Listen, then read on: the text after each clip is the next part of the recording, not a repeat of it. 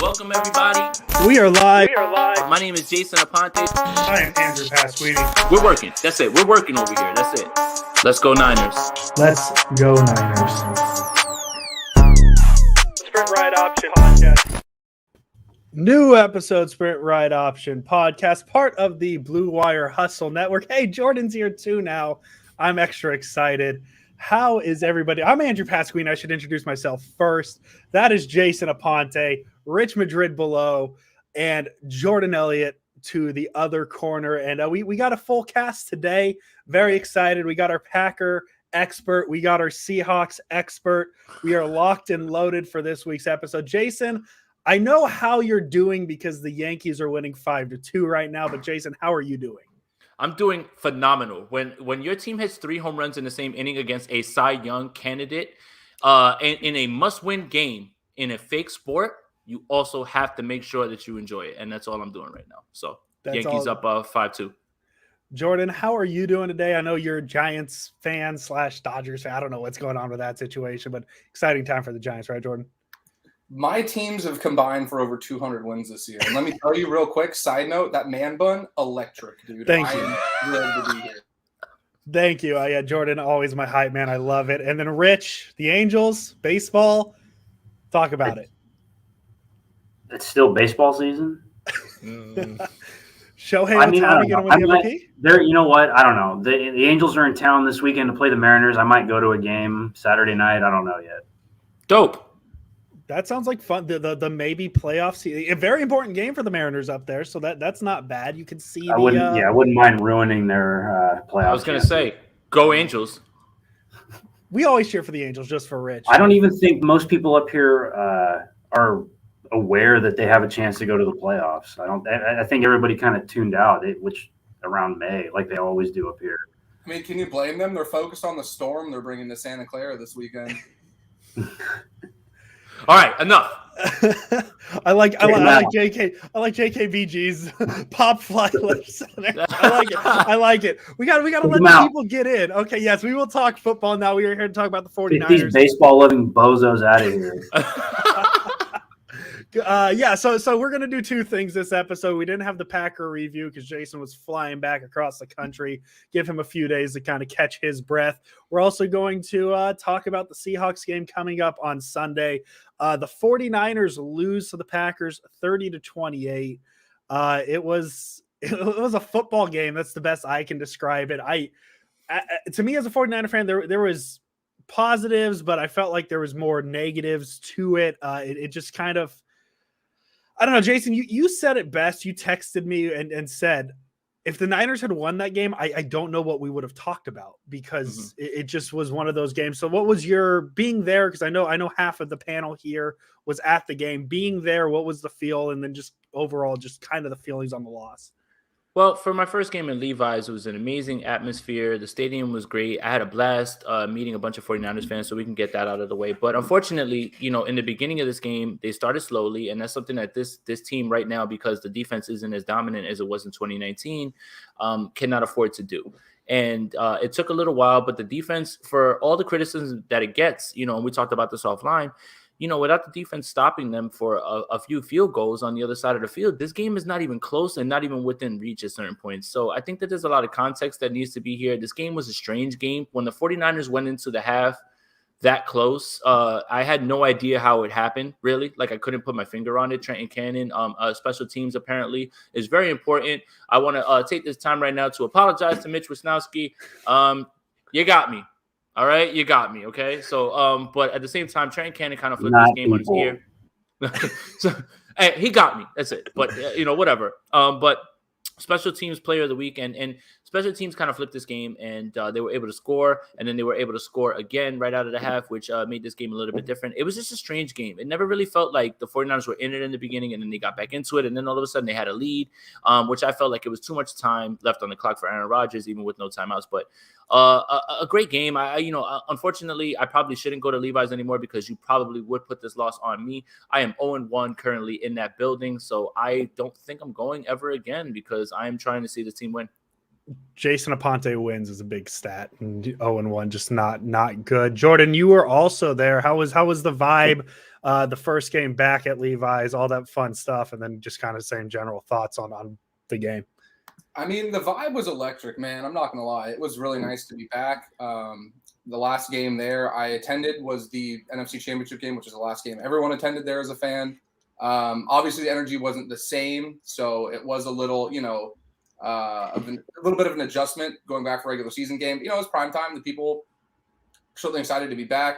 It just really felt like that first play to Lazard, and Rich can tell you probably the exact route it was and make me sound a lot smarter than I will. But it seemed like they ran a slot fade. Yeah, some kind of slot fade on third down. Cooked K'Wan Williams. K'Wan is really good at a lot of things. Running in the open field is not one of them. And I thought that Green Bay did a really good job isolating somebody on him early, because truthfully, that first big play, even though they only got 3 points out of that drive, really felt like it set the tone. And it felt like every time Green Bay was getting in these, situations, whether it was, 2nd and 5 or 6, 3rd and 2 or 3, situations where you're not really sure if they're going to, run something short to intermediate, maybe even hand the ball off to Aaron Jones. They were taking deep shots. Yeah. And that's one thing, last year, I kind of threw aside last year's game because the Niners missed half their roster to injuries and COVID that week. But those 2 games they played in 2019, it felt like they never really had the time to get the ball out downfield like that. And so the point I'm making is that I think that the Packers deserve more credit than the 49ers really deserve blame. Mm-hmm. Rich did a really good job of actually overlaying a literal timer over Rodgers on some of these throws. And he's getting the ball out in a second and a half, 2 seconds, under 2.5 seconds. Like, I don't care how good your defensive line is, you're not going to get to a guy that's doing that. And he's throwing these balls 30, 40 yards downfield on a rope, getting the ball out in under 2 seconds. So I just felt like the Packers came out, they punched the Niners in the mouth early. And the Niners just never really recovered, even though they obviously had the lead late. Football is a game of, maximizing your possessions. And real quick, I just wanted to say, I thought that the 49ers defense got thrown under the bus unjustly. I understand, everybody's thinking is 37 seconds, no timeouts. How do you not stop them? Well, you have to think about the fact that if it wasn't for the defense holding them early, playing as well as they did in the first half, and then also giving them a chance to even execute that 2-minute drive to get down the field, they never even get the lead in the first place. So I think it was really unfair that they just it was kind of like, drawing straws, and they just got the short straw at the end, because they played pretty well. They didn't play great. They obviously have some things you could critique. I thought that they showed a vulnerability to the rush. The Green Bay ground attack looked like it was giving them some fits. I don't have the numbers on the top of my head, but I do believe they went for over 100. But given the fact that they were down to, Dante Johnson, Demo Lenore, and Emmanuel Mosley, I believe, were the only corners who finished the game healthy, and you're playing one of the best quarterbacks of all time, I thought that they did pretty good. So I just think that it was more so Green Bay beating the 49ers than the 49ers losing. I understand anytime you lose, the other team beats you. But I just think it's a situation where we've kind of overreacted about a lot of things because it felt like they had that game in their grasp. But truthfully, and I mean this with no disrespect to anybody on the team, they didn't deserve to win that game at all, in my opinion. So if they had won that game, it would have been, it would feel great, but it wasn't a situation where I felt like they, blew a double-digit lead and they let a game they controlled slip away. Green Bay dominated that game. So my point ultimately, I'll wrap it up because I know I've been rambling, is that the 49ers played about as poor as they could for the first 25 minutes of that game. And they're playing against a team that's gone 26-6 over the last 2 regular seasons and has been in the NFC Championship game the last 2 years and has Aaron Rodgers quarterbacking them. And they still only lost because this all-time great quarterback threw a ball on a rope that barely got over Fred Warner to put them in position to get that, second possession. And everybody's like, oh, you can't leave Devontae Adams open. He was not open, dude. That's a throw that maybe 2 or 3 quarterbacks the entire league are making. So my point is the 49ers roster is very good. They lost the game. It's going to happen. It's going to happen a few more times this year. Get used to it. It's the NFL. It's football. But I'm not overly concerned because I thought that they rebounded very well from what easily could have been. They could have been on the opposite end of that blowout that, 37-8 or whatever when they played in November in 2019. That's how it felt like it was going to start. So I just want to say I thought the 49ers played very well and showed how good the roster was to hang around for that time. Yeah, 25 carries, exactly 100 rushing yards for the Packers. So on the dot, Jordan there. And absolutely, I agree. I think this is more of a case the Packers beat the Niners and the Niners losing to the Packers. If that makes any sense at all. Green Bay is a very good team. Rich would know that. What did you think Green Bay did so well? And I mean, So since the feel of 49ers Twitter has been so negative, what do you think the Niners did well on Sunday as well? Give us a little bit of both sides, Rich. Well, the Packers, I think, have looked a lot better, obviously, since week one. I mean, in week one, they were trying to extend plays, have Rodgers hold on to the ball a little more and play action roll out. And that's not really him. I mean, they run some of that sometimes, and the Saints really took a lot of that away and then got the Packers offense off the field, and went on long drives, and that's how they beat them in week one. In week 2 and 3 for the Packers, it was all about getting the ball out of Rodgers' hands quick.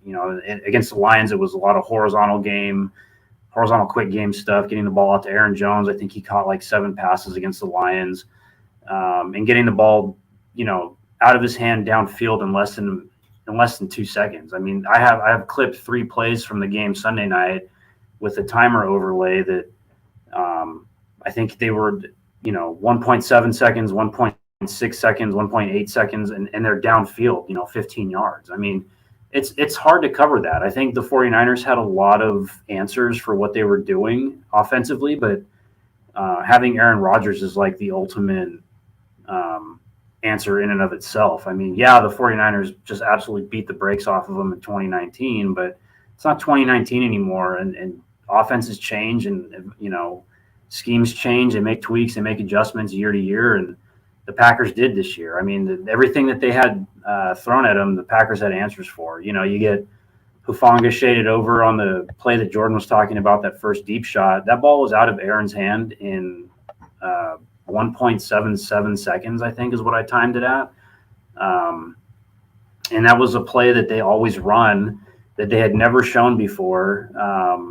It was 3x2, 5 wide, and they were running what they call double go, but the double go slot fades were coming from the inside guys, not the outside guys. So it's just a slight tweak to something they always run, and they weren't ready for it. They were playing like cover 1 rat, and Hufanga shaded over to Tart's side where he was covering Adams in the slot. And Rodgers looked at that pre-snap and said, I'm not going there. I'm going to Lazard. And you can see it in the all-22. He just gives one look at Lazard's way, and then he goes under center or shotgun or whatever it was and takes the snap and throws it. I think it was under center. And he just threw it downfield in less than 2 seconds, and it was a 42-yard completion. So they tried some of that. They tried some drop 8 stuff. And it was just some of the things the Packers were doing was messing with the 49ers coverage rules. And people were like, doing that thing where, they're dropping these defensive linemen in coverage.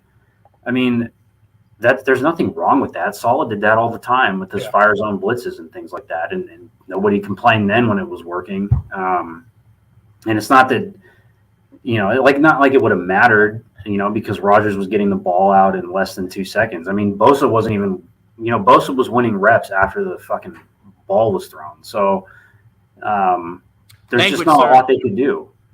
Not a lot they can do about it. Yeah. Sorry. They just couldn't do anything about that. I mean, you got to, Aaron Rodgers is on a man on a mission right now, and he was not going to be stopped. And, it was cool to watch a technician like that work at the same time, seeing it against your favorite team sucks. But I don't know what else to say. I mean, they had answers. Aaron had better answers, I guess. Can we talk about quick? Oh, sorry. Go ahead. No, you got it, Jordan. I was just going to say, because, Jason, you were on that same side of the field, I believe. I was in the end zone, and I think it was in your corner, that throw that he had to Valdez-Scantling, one of the nicest Ridiculous. And I know we're all 49ers fans, but as a fan of the sport of football, you just took that. I mean, all those throws, the one to Lazard, the 2 to Adams down the sideline, back-to-back, the touchdown to MVS, those were all just ridiculous throws, and it's something he's been doing his whole career. I mean, I don't know how you can be like mad about that. You just shake your head and say that's why he's one of the greatest ever. I mean, right. The throw to Adams over the middle, just over Warner's fingertips, like there's nothing else Warner. And the adjustment that Warner could have done about that. And the adjustment that Adams had to make on that's not like it's like a dot where he caught that in stride. He had to turn his body the other way, and I don't think that people, again, I understand this is your favorite team, but you have to understand this is Aaron Rodgers. 2 things really stuck out to me in this game. One was the fact that the Packers had a plan. They immediately knew that Aaron Rodgers was going to get this ball out fast, and they chipped Nick Bosa a bunch to get him out of the play, and that's been happening all year, basically. You know, anybody who's been able to look at the All-22, Robert Tonyan did it a few times in this game. One more thing that I wanted to put out there was, man, I don't know how you can really get upset at some of these throws or some of, the chemistry, right? So, like, shout out to Bobby Peters. And, Rich, you know what I'm about to say, right? This is the free reign that the Packers have with their offense. And I know this sounds elementary. The number one option, the number one read on every single passing concept is Davante Adams. And you know why? And I know that sounds typical, right? You would think, okay, well, Julio Jones is the number one, all these. No, that's not the case. The reason that is different is because they trust Aaron Rodgers to look at the snap, pre-snap coverages and make the right decision. And also, he's the most accurate quarterback probably in the league right now. And he has a rapport with one of the best receivers in the league. So I understand all those things that you guys want to talk about, but there's things put in place. And I think it goes back to Jordan's point. This is more about the Packers and what they did than less about what the 49ers did to lose this game. Because what I saw was a team that wasn't going to let things happen the way that they normally did, and they had a plan. They executed it. And when the 49ers start slow and you're down behind that, then it's a tough hill to climb. The fact that they were even leading in that game, I still have no idea how that was even possible at this point. But yes, I mean, all those things contribute to it. When you talk about it, Davante Adams, they move him all around, and they trust Aaron Rodgers to look, say, okay, I'm going to him. If not, I'm going somewhere else. But again, guys, you really can't be upset. If this would have happened and Jared Goff did this to you guys, did this to us in the stadium, you'd be more upset. It's Aaron Rodgers. Goff catching no Cal slander. Well, I mean, that's why Shanahan looked into Rodgers before the draft. I mean, and looked into all these other quarterbacks. I mean, there's a comment in there right now about Kyle really wanted Mac, and no, he didn't.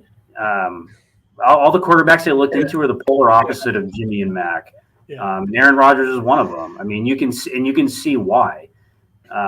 Shanahan's offense would look nothing like it currently does with Aaron Rodgers, because he'd be throwing to Brandon Ayuk like that, like he does to Davante Adams. I mean, how does I don't know, man. We're all 49ers fans, but it's amazing to watch that guy work when he's on.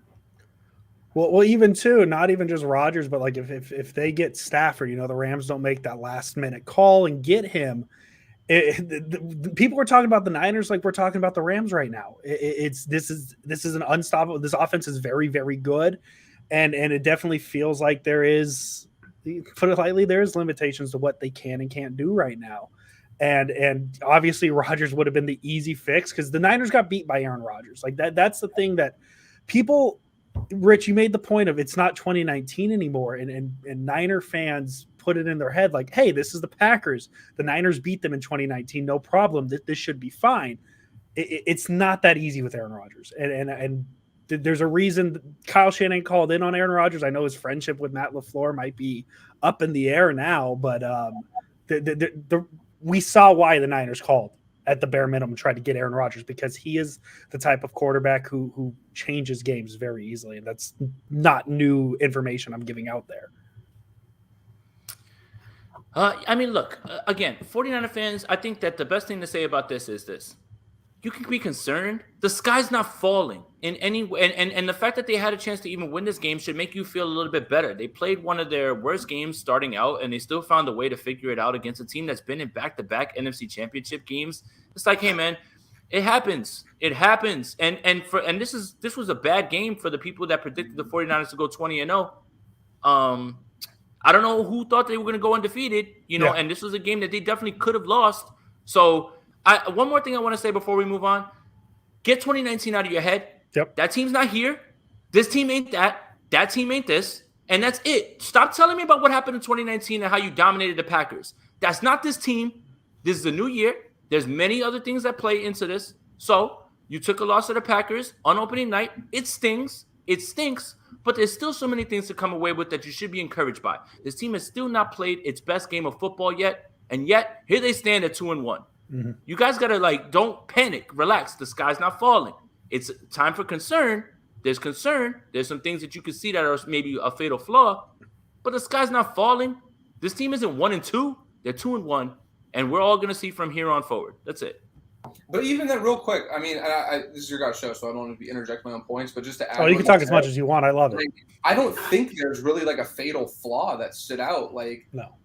Maybe the Russian defense, but again, 4 yards a carry isn't great, but it's not awful. Like, and Aaron Jones is a really good running back, and AJ Dillon, when they brought him in spells, looked really good. I don't think Jimmy Garoppolo played nearly as poor as people, made it out to be over the course of the game. I will say that fumble backwards, or whatever you want to call it, hands down one of the worst turnovers I've ever seen. And I've had people give me pushback on that as if I'm like some hater being like, no, I'm sorry. That's inexcusable. Like, I don't care who's in your face. If you have a big defender coming at you, that is literally one of the worst turnovers I've ever seen. That is even worse when he didn't take responsibility for it. Exactly. And, it's pretty common, sense. If you throw the ball backwards, that's a fumble. And, pinning that on the refs, I wasn't a fan of that. But his entire body of work, he made a lot of really nice throws on that. I saw Rich post something about the swirl route that Ayuk ran, that touchdown that Jimmy threw. I thought that he was very composed on that last drive. He had a great ball to Debo I posted about earlier that ultimately was dropped, but it was great. It was 20, 25 yards down the field, outside the numbers, and about as tight a coverage as you could have. I just don't think that there's I will say this. There is one concerning area, and it's, are they going to get the run game going? Because, and we can talk about that, I'm sure, as you guys, want to preview the next game. Well, Jimmy Garoppolo didn't play poorly. I certainly wouldn't count on him to carry the team on his arm for more than a game at a time, or a game here or a game there. He's proven he can do that in spells, but he's not going to do it for the course of an entire season. And their lack of identity on offense would be the only thing that really, coming out of this game, I'm like, Green Bay was ranked 25th in rushing defense. Rich can correct me if I'm wrong, but it looked like they were running a lot of the fronts that Staley ran, because they have one of Staley's old assistants as the defensive coordinator now. And a lot of these fronts aren't necessarily, like, I know they ran a lot of stuff with a lot of guys in the box, but it also isn't something where they're just, full on selling out to stop the run. And it still seemed like they weren't able to.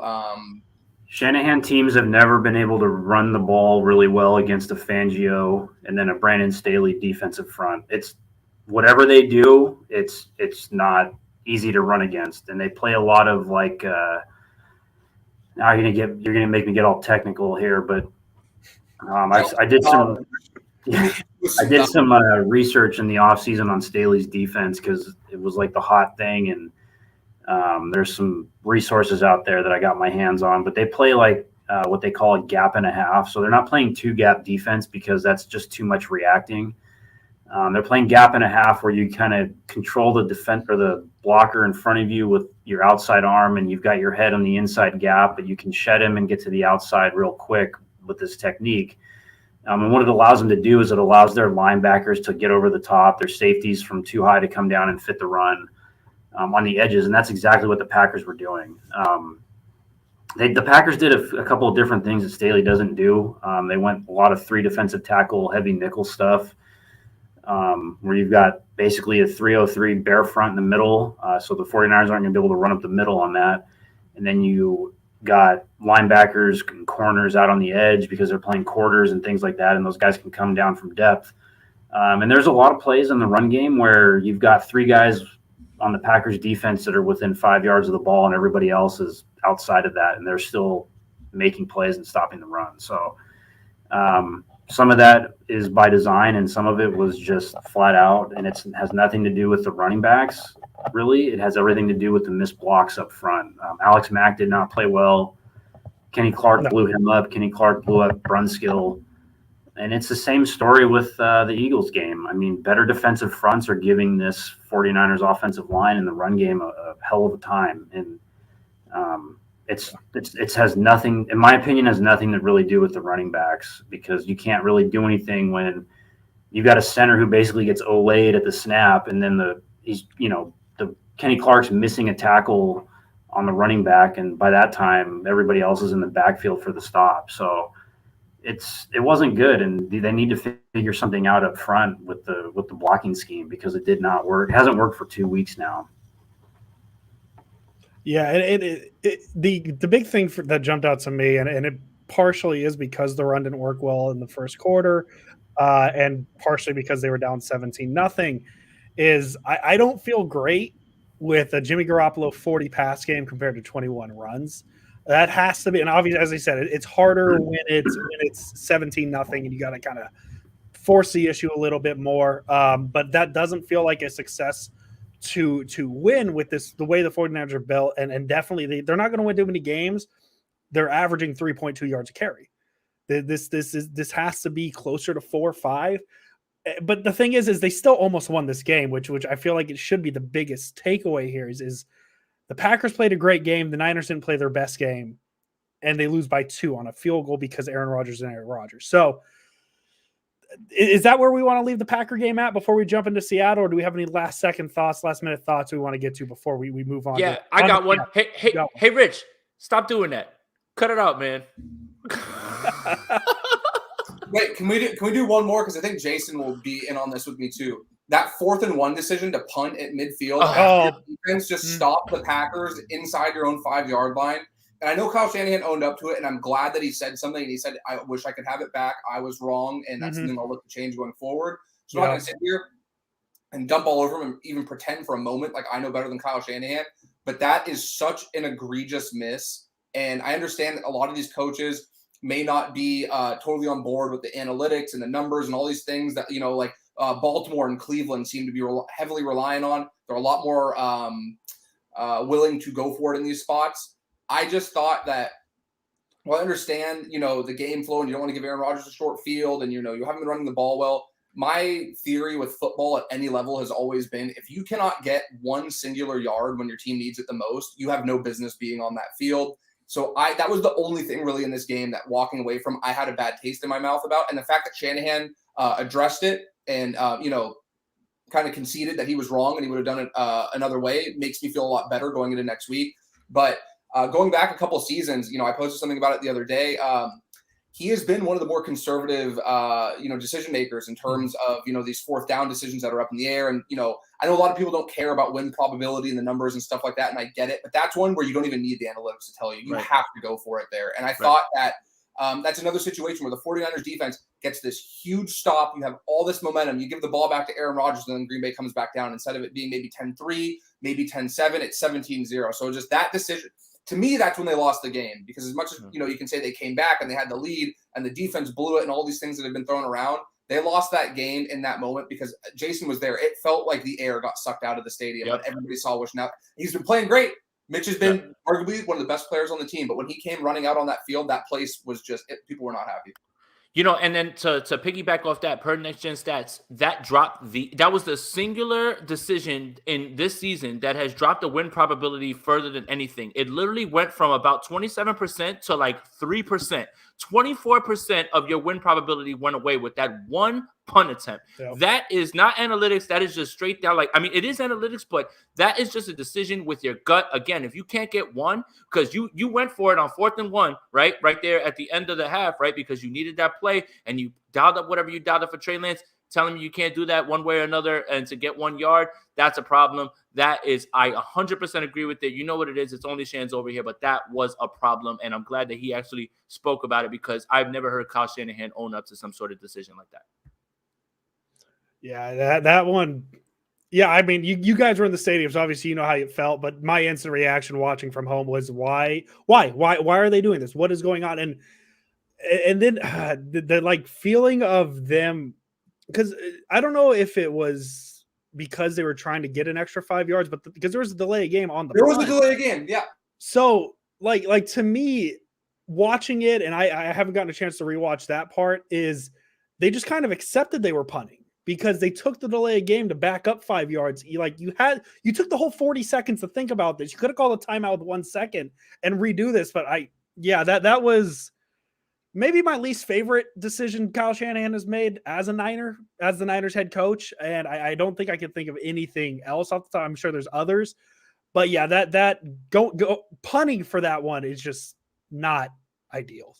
Or just real quick, you mentioned the delay of game. If you're going to do that, and again, Kyle Shanahan's way smarter than I am. I'm not going to pretend like I know better, but from just, my, armchair quarterback angle, send out Jimmy Garoppolo and run a hard count and try to get Green Bay to jump off sides. If you're going to take the false start of the delay game anyway, what do you have? That's the thing that gets me is that some of these decisions it's kind of, mind boggling. And I know we're all on the same page where we all understand how valuable Kyle Shanahan is. And, I know earlier today, Jason and I have been whoa, the slander's a little bit much on Kyle Shanahan. It doesn't mean he's exempt from criticism. No. You can still sit there and say you should do this better, but I'm still taking Kyle over 85% of coaches in the league. So yeah, it's upsetting, but at the same time, I'm going to take all of the good that comes with him over the bad. I just wish he was a little bit less conservative with his decision making on 4th down. 100%.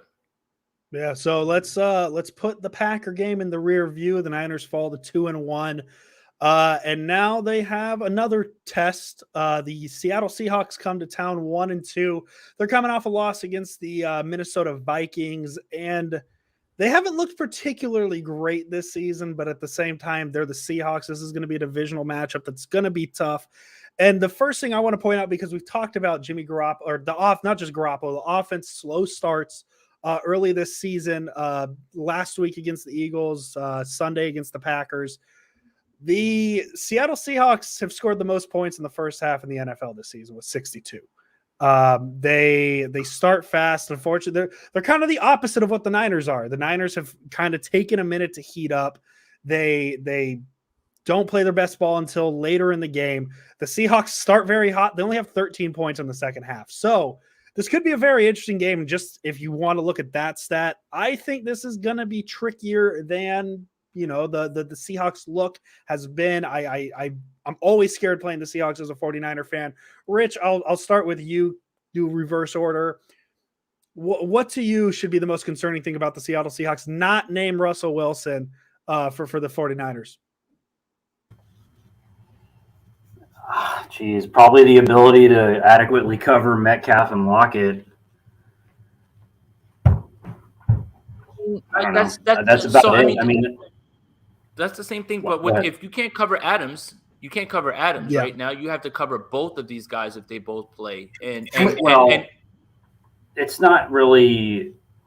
Lockett and Adams are going to get there, or not Adams. Metcalf are going to get theirs. I mean, I'm not really worried about them because the main thing for me right now, watching some of the Seahawks offense, is Russ is struggling with this scheme. They're not able to really do a whole lot other than take the deep shot and then let Chris Carson run it up, out to the edges or up the middle. He's just not really doing a whole lot with what they're giving him, like working over the middle of the field, because he's never been that type of thrower. So they're struggling with it right now. Shane Walden's trying to run that Rams offense, and they're struggling big time, especially in the second half. Well, here's my thing with this is I think with divisional games, you kind of got to toss all that stuff out because all of a sudden Russell Wilson is the guy under the bed. He's the guy in the closet. He's the boogeyman, right? Like, and this is kind of how it all happens. I understand that they're running something different, but somehow, and we know that the Seattle defense, I believe they give up the most yards per game in the league. But somehow the 49ers have made defenses that have looked bad good.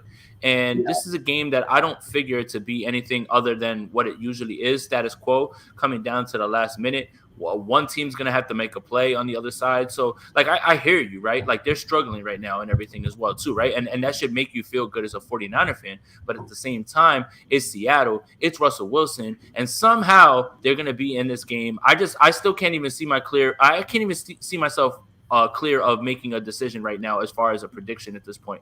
That's just how up and down I am with it, only because it's Seattle. If it was anybody else, then I might have been able to make it right now on Thursday at 10:10 on my side of the country. But right now, I don't know what to say about this game. I really don't, because I know what Seattle brings and I know how this rivalry is, and it's just going to be a divisional game like it usually is, which is going to come down to the last minute.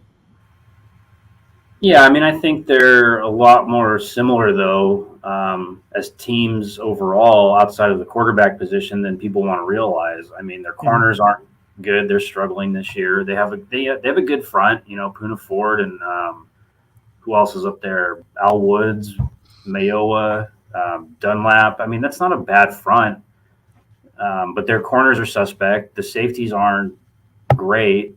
49ers, I think, have the edge there in the safeties, but can the 49ers block those guys up front? Bobby Wagner is there. Jordan Brooks, he's a second-year guy, is really good.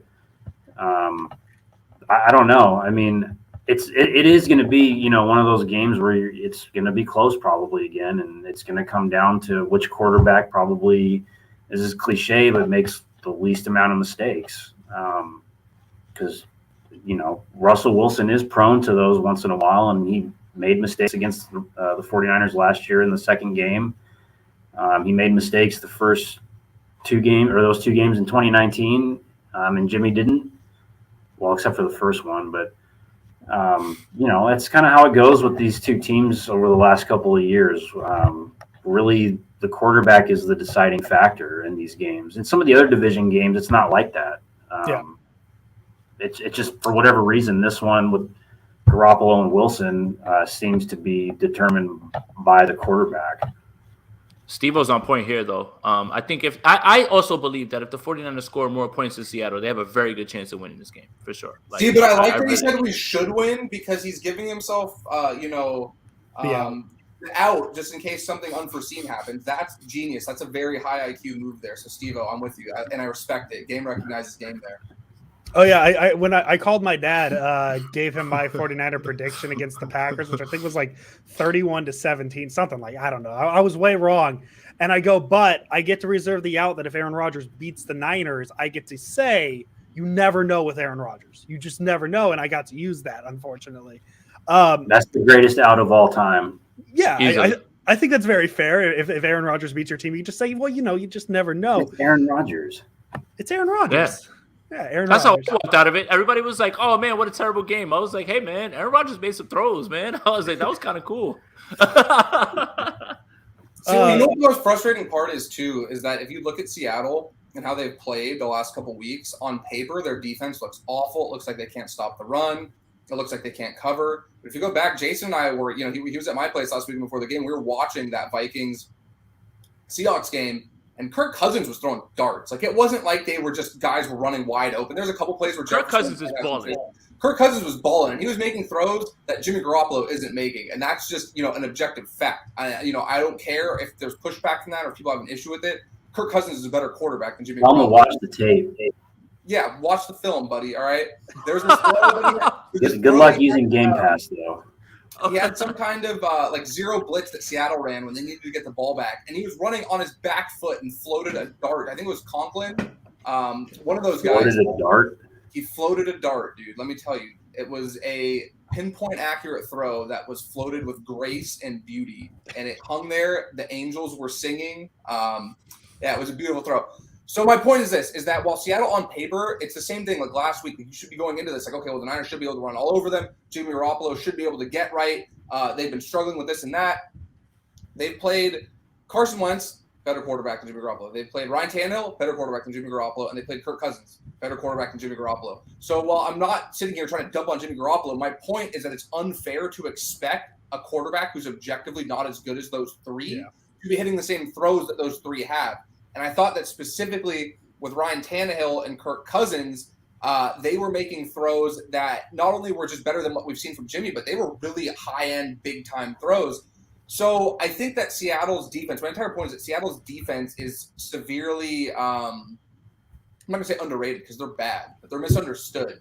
And I think that we saw that last year. It was the same thing where going into that game at week 7 or whatever it was, and I understand Jimmy had the ankle injury or whatever was going on, but they were historically one of the worst defenses ever, not just in the league that year, ever. And they, they stopped everything. Kyle threw the kitchen sink at them, all right? He had Jerick McKinnon back there taking snaps in 3rd and short, and Seattle had an answer for everything. So I just think that you can't really count on any of the numbers. I like to, what's the saying? Like, throw records away in divisional games. Yes. Throw all the statistics away. Throw away the rushing defense, the rushing offense, everything. I'd also throw away Russell Wilson owning the 49ers because while he has dominated them over his tenure, the last 4 meetings or so haven't really – 3 of the 4. The first game last year was bad. But that game, if you guys remember, in Arizona last year and then the 2 games in 2019, Russ didn't play particularly well. And I think the biggest advantage that the 49ers have on paper right now is that they have a very good interior pass rush. And Seattle's interior O-line is awful. They got Gabe Jackson. He's been a slight upgrade there. He's a veteran. He's a good player, but he hasn't been great so far this year. Fuller, the center, has been getting worked. And Damian Lewis is a great run blocker, but he hasn't really impressed me as a pass blocker that much. Dwayne Brown is the only guy on that line, in my opinion, who's really been a standout, player. And him and Bosa are going to have some great battles this week. But if the 49ers are going to win, they're going to have to get some of that pressure up the middle. The guy I'm really hoping has a big game this week and who's been fantastic through the first couple weeks is DJ Jones. We saw what DJ Jones did to Joey Hunt a couple of years ago. I think Fuller's worse than Joey Hunt, honestly. So it would be nice to see DJ Jones put him on skates the same way he did to Joey Hunt.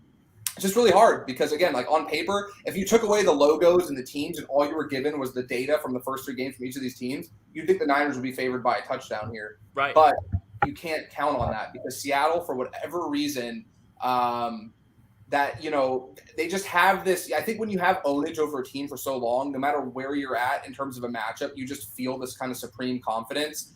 And while it's early in the season, Seattle kind of has their back up against the wall because they're 1-2 now. If they drop this game to the Niners, I forget if they're at home or on the road, but I know they play the Rams next week, and the Rams look like an absolute, you know, juggernaut. That's the Thursday night game. Yeah, so they need to. They kind of. It's not a must-win game technically, but it's pretty. It's close as you can get to it without it actually being a must-win game. So I think that added pressure is going to make them come out and bring their A game. So I'm really excited. I just, you know, I don't know if we're doing predictions or any of that yet, but I honestly think Seattle's going to win this game. And it's probably not going to be popular. People don't like hearing that, but I think Seattle's going to ultimately end up winning this game. Is Trevor Lawrence outplaying Baby Arm Burrow tonight? Are we taking victory laps on the pod? Real quick, I just want to give a shout out to Javi Vega for this stat, right? One trend is going to break in this game. Jimmy Garoppolo's never lost back-to-back starts. Russell Wilson's never lost 3 straight. One of these trends is going to break in this game. And what would you say you feel more comfortable with the trend continuing?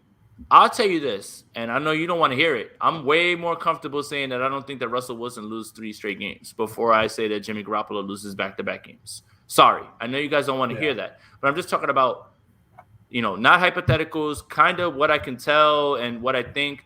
I know that they're struggling right now, all those things. And like Jordan said, if you strip away the team name and you look at, you know, just roster, you look at how they've been playing, you would say, man, the 49ers are going to walk away with this game. But we all know that it's Seattle, and there's something different about this rivalry. And those games are never – the games either end this way, with a close win by the 49ers or an absolute or Seattle swiping their heart at the end, or Seattle blowing out the 49ers. My biggest worry on that too is if this trend continues where the Niners come out slow and the Seahawks come out hot, I have – not no faith, but little faith that you know Jimmy Garoppolo is going to be able to make the plays that are going to keep the Niners in the game and Russell Wilson all of a sudden stopping. You know, if you look at the playmaking ability on both offenses, I would say I would take the Seahawks. I don't think that's too far of a stretch just because you look at the quarterback position. I don't want to say this comes down to the quarterback position, but Jason, you're right on the head with the saying of or your take of I would take Garoppolo losing 2 in a row before I take Wilson losing 3 in a row. And obviously there's a lot more to it than just that in this game. But if my worst nightmare for this game is Seattle comes out hot, the Niners offense takes 3 or 4 drives, and all of a sudden they're down. I don't want to say 17-0 because they came back from 17-0, but like let's say Seattle scores 3 touchdowns in a row, right? To start the game, Metcalf gets hot. It doesn't feel good at that point. And that's my biggest fear. And I'm with Jordan is I don't think I'm going to pick the Niners to win this game. And that's not just me overreacting to the Packer game, because as I've said it, like they just lost the Packers. It happens. This just feels like it feels like one of those games where Seattle's going to come out hot, ready to go. And it's going to be that. And Seattle's going to take this game early, and it's just going to be one of those old school Harbaugh Niner games where the Niners fall behind early against the Seahawks, and you're just kind of like, well, we got excited for this, and there was no reason to. Can I ask you a question real quick, Andrew? Do you think that we get a vintage Pete Carroll moment that will ultimately be turned into a GIF that I will use on a regular basis? Because right now we have the monocle, we have the little fist pump. Like, do you think we're going to get some kind, or the big hands up? Like, are we going to get some kind of vintage Pete Carroll moment on that sideline that I can go to the well over and over again and use going the forward? temper tantrum in Green Bay? Oh, yes. No, what's the other one? The other one is this one where he's like I like that one. That one's a little smug for my liking. I'm not gonna lie. That one, not in my arsenal. I don't use it. Too smug. No, you just always post the monocle Monopoly looking mofo. But the monocle one is the GOAT Pete Carroll gif, and it literally sends me into a rage whenever I see it. So I've turned it into something that makes me laugh instead of something that makes me cry. That gif oozes class, my friend. Let me tell you. That is when I think of the word class in the dictionary, that's what I see. I'm gonna say no. I think we'll get one in the second Seattle game when the game feels a little more important and the cameras are going to be night, more prime time. You think when the lights are the brightest? Yes. That's Oh yeah. Okay. Pete Carroll's biggest when the lights shine. He's not showing up for the matinee. He's showing up for the night prime time. Yes. On the marquee. Okay. Yeah, I think that's one. For Carrie Underwood is going to bring out the best in Pete Carroll. Jason's face.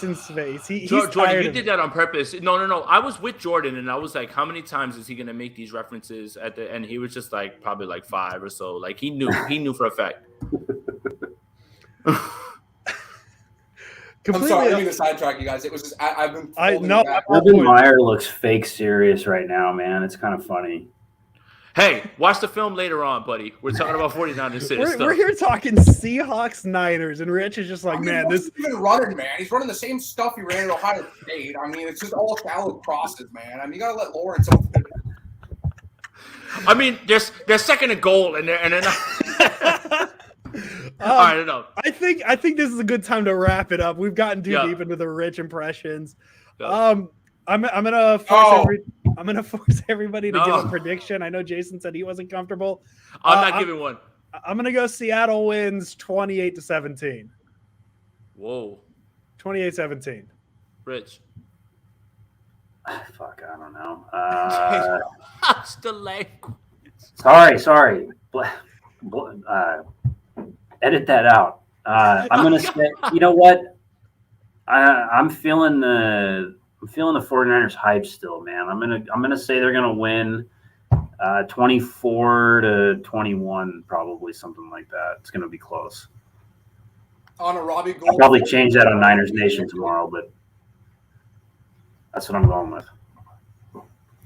Jordan asked on a Robbie Gould game-winning field goal. No. No, man. On a Mitch Wisnowski down punt coffin corner at the 1. That's what wins the game. And they just come out and kick the field goal to win. That'll start showing me. I'll shut the hell up all the way up. You may just delete your account if that happens. You know what? I like it. I woke up this morning. All right, so I'm on the East Coast, right? So NFL Communications, they send out the emails on East Coast time. I looked at it. I went to breakfast with my daughter, and I was like, man, I know exactly what's about to happen. And not only did it happen across Twitter, it happened across Instagram. Everyone was just like at Jason Aponte in shambles or whatever. And I was just like, you know what? That's why I extended my formal apology. I'm wrong. You got it, Mitch. You were worth the 4th. You might have been worth the 3rd at this point, bro. I told you it's easier to stick with field goal kickers because those are never they're high variance. They never stay the same year to year. Oh yeah, Robbie Gould's still on my S list or whatever. Like we're with that or whatever, and especially because a kicker had the audacity to hold out and act like he wanted to go somewhere else, as if he matters or whatever in any way or whatever. Oh, you need a 45-yarder? Oh, he can't make that. But Mitch, that's different. I've got to say, I was wrong. I take it back. Jalen Hurd, we still should have Terry McLaurin. I don't care. I'm not getting off your back. I don't even know where we're at anymore. We're doing predictions. Go, Jordan. We're doing predictions, Jordan. What's your prediction? So the score could be different. I think it's going to be 24-20 Seattle or something. But I think this is how it's going to end. The Niners are going to be up by 4, and Seattle's going to need a touchdown, and they're going to somehow get it at the end because Russell Wilson does some kind of magic act at the end of all these games, it feels like. So I think it'll be close. I wanted to say it would be a little bit less high scoring than that. Like it might end even in the teens. I think it's going to be a little bit more of a gritty defensive game because looking at both these defenses, I would assume that either offense is going to, kind of light up the scoreboard. So I'm going to go against the grain and actually take the opposite. I think it's going to be a little less high scoring. But yeah, Russell Wilson's going to find a way to win just because it's what he does. They need to win really badly. I would be very happy to be wrong and eat crow on this one and have the Niners end up pulling it out. I just would not feel comfortable if I'm being objective saying that I think they would win. I just don't think that they're going to get blown out. I think that they'll play much better. I think that there's a lot of understanding in that locker room right now that they know they need to bounce back after last week. So I think they will come out a little bit better. Seattle just needs this win, and they have not only the better quarterback, they have a very good quarterback. And despite his inability to see over the offensive line, as Rich Madrid so eloquently puts it, he's going to find a way to win. He'll get outside that pocket. He'll make some throws downfield. And he's going to drop a ball right into Tyler Lockett's breadbasket to win the game, kind of like he did in that game week 17 last year. So, yeah, Seattle by 3. All right, so Jesse Rodriguez, I've had this thrown at me plenty of times. I don't think it works if I don't mean it, and I meant it about Mitch. So, like, if I try to, like, switch it and, like, turn it about Jimmy Garoppolo, it's not the same. I can try, but it just doesn't feel right. Like, I don't feel the same way. So I can try to see if I can help Jimmy Garoppolo play better, but Mitch, I felt that in my soul that he wasn't worth the 4th-round pick. So, I mean, yeah. I think I have to mean it for it to work. That's all I'll say.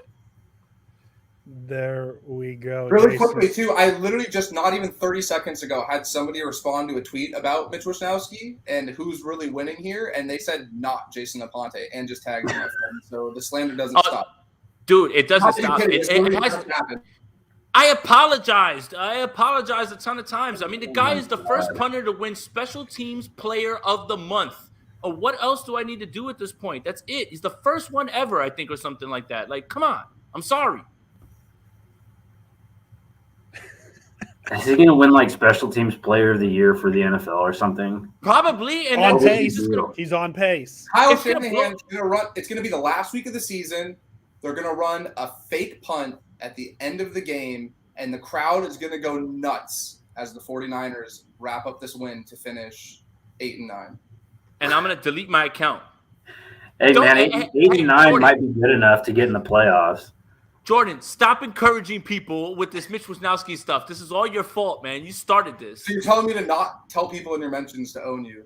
Yes, please don't tell people in my mentions to own me about Mitch Wishnowsky, please. Definitely don't own Jason Aponte in his mentions about Mitch Wishnowsky. Definitely don't own him about the Yankees either. Jason, we're going to get out of here. Jordan, Rich, we really appreciate you guys coming on. Open invites. You guys are invited whenever you guys want to come on. Fun episode. I love you guys, and I'm glad that we got the resident Packers expert and the resident Seahawks expert in here to take care of both of those. It worked out perfectly. I had a blast, man. I mean, sprint right, you can win with them, man. The thing is, they're not boring. I mean, they do stuff every week. Hey, Rich, actually, real quick, can you just give me your thoughts on David Shaw's offense? No. I've watched like 3 snaps of Stanford football this year. I don't care about most of the Pac-12. What about Chip Kelly running this shotgun out of 11 personnel? Yeah, I didn't really. I told you I was gonna check in on it, and then I just didn't care. Hey! Can we say this? Because we were at the game. Yeah, we were. If I never hear Mo Bamba one more time for the rest of my life, it'll be too soon. I promise you. He texts me middle of the game and says, "What is Chip Kelly running here? Or what is Chip?" And I'm like, "What's he running over there, man?" I texted him back. I'm like, I don't know. I don't know, man. I'm working. Busy. I'm working out or I'm doing something. There, and then I'm like, I'll go turn it on and check it out. And I turned it on and then like turned another game on because I was like, I don't want to watch this. Jason Aponte, as always. Jason Aponte, as always. Let's go Niners. Let's go Niners. We'll have this conversation when we get off. Welcome, everybody. We are live. My name is Jason Aponte. I am Andrew Pasquini. We're working. That's it. We're working over here. That's it. Let's go Niners. Let's go Niners.